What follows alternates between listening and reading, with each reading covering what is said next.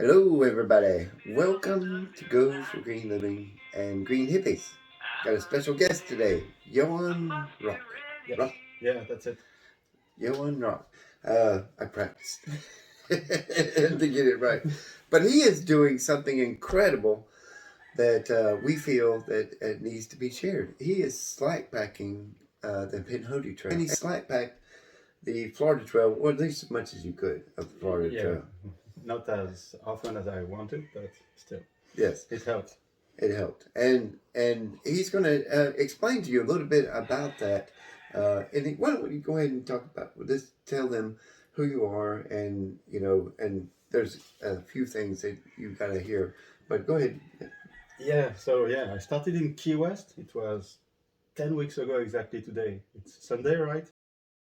Yeah. So I started 10 weeks ago in Key West, so southernmost point of the United States. Wow. And I'm hiking back all the way to home, basically. Yeah, so going home. He's going home. Yeah, going home. So to Quebec, to the tip of the Gaspé Peninsula. So I thought it would take me 5 months, but it would be 6 months and something because it's a 5,000 mile 5,000 hike. miles. So Florida Trail, and then Alabama. I will be out of Alabama today. So Yes. I'm entering Georgia, and then it will be the Appalachian Trail, of course. And from the AT, I will hop onto the International Appalachian Trail, so getting out of Maine, through New Brunswick, and then in Quebec, and that will be it. Because the trail ends at the top of a cliff, so Yes. Usually when I see a cliff, I stop. Fun thing is that I've never done hiking before, so it's my first actual hike.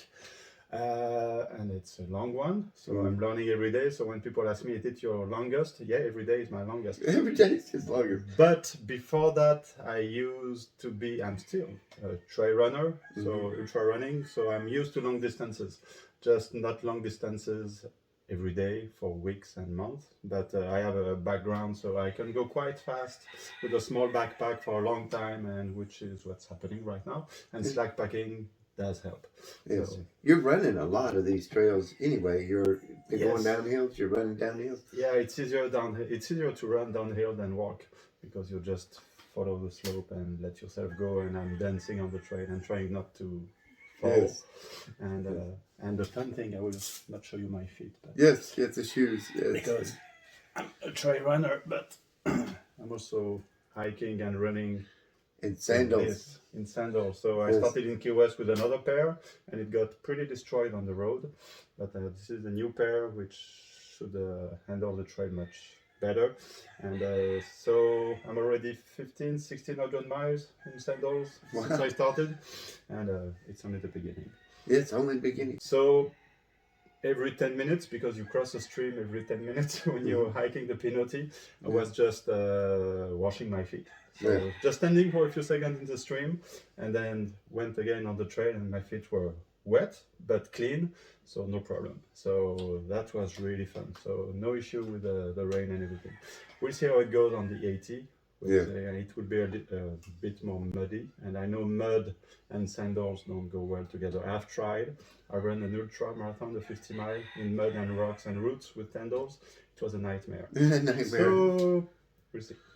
We'll see. Yes. And now, you're a journalist also. Yes. Yes. You're documenting all this, and you have an Instagram, a Facebook. I'm going to put the links down below. But he also has a special thing that he does, a personal. You write every day, right? Yes, almost every day. It's not only me, because my wife and I are both writers. So I've published 2 books, and my wife 3 or 4. So 3, and she's writing the 4th one. And basically, so we are documenting everything that's happening because I'm hiking, but back at home, and I'm still doing this. So, of course, it's an adventure for me, but it's pretty obvious what I'm doing. I'm walking or running all day. But what's happening at home is especially important because if everything works fine at home, then I'm happy. But if everything goes south at home, then I won't be happy and my hike could be over.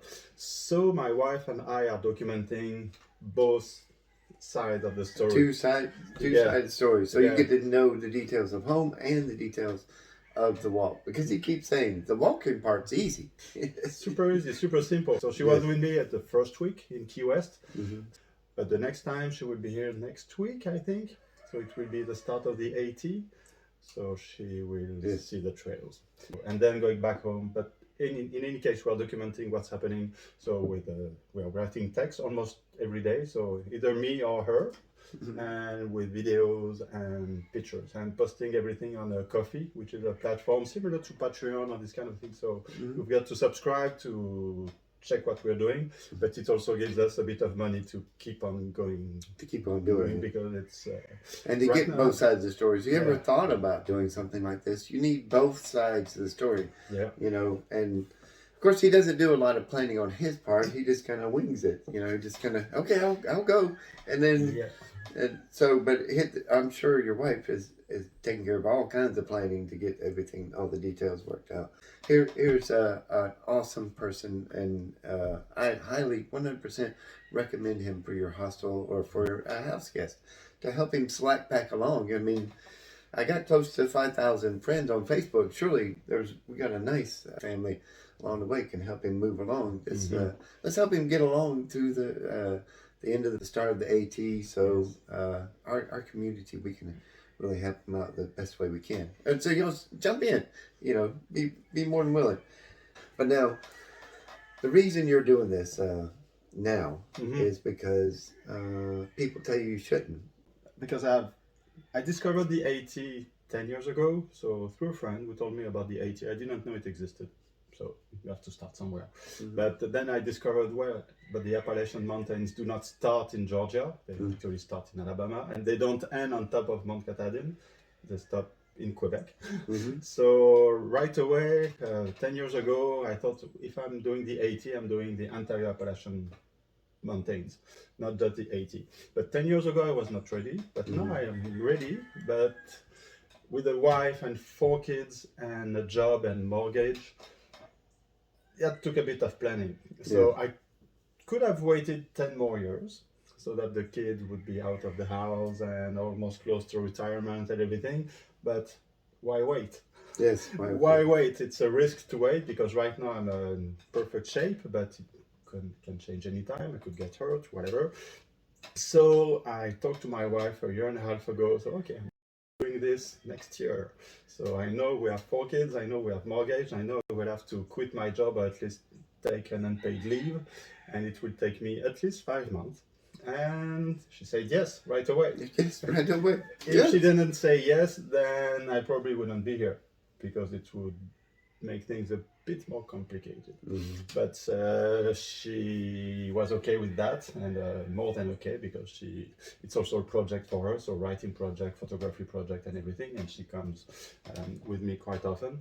But then I decided, okay, let's do it. So the kids were not too happy, but right now I'm super happy, everything is going fine. The hike and at home also it's perfect, and it's also quite different because the hikers I'm meeting, most of them are either young or don't have families, because it's simpler, of course, or they are close to retirement. And that's also a lot of the comments that I see on Facebook when I post about my adventure, that, I will wait until I'm retired to do this. Yes, good, but don't wait for too long. You never know. You never know. Well, Chuck Norris down at the Pinhoti Outdoor Center, it's where he started on the Pinhoti at... He says that most hikers are at 50, just turning 50, or really close to over 50 when they start hiking, and that's the majority of people that he sees. But hey, I did it when I was younger. But let's go into a little bit of detail, because I'm sure they were interested in the actual how the slack packing is working. Yes. Now, me and Ruth being a hostel, we're picking you up in the morning. I mean, dropping you off in the morning and then picking you up in the evening. Yes. But he's covering 20 miles at least a day. Today's going to be bigger. Yeah, today's going to be close to 30 miles. 30 miles. He's coming 30 miles in a day. And you're actually, didn't you say you're only like 7 days right now? I think so.